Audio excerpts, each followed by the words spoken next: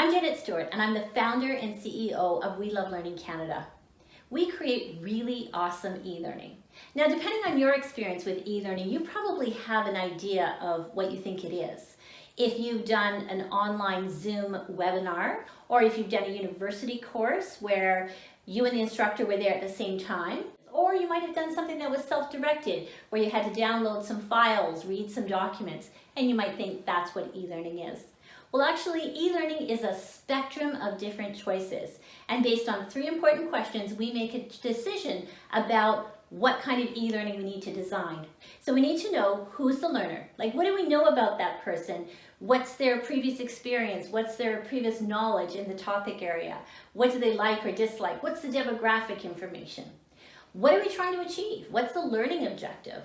And then finally, how do we expect them to consume the training? Because if you're playing with a big desktop computer space, you have a really different real estate than if you're playing with a mobile phone. Let's say you want to train a sales force. Well, they're going to be out on the road in their cars, and they're going to consume their training on a mobile device. But if you're working with people who are in a desk situation, in cubicles, in an office space, those persons have generally a laptop or a big screen computer in front of them. And so you have a very different real estate to play with. Based on what kind of space you have, then you're going to make different choices about what kind of solution you're going to create that will best suit that person.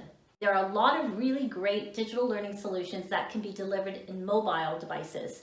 And that means that you can take the training right out into the field, literally. Now imagine this was a Lifesize Combine.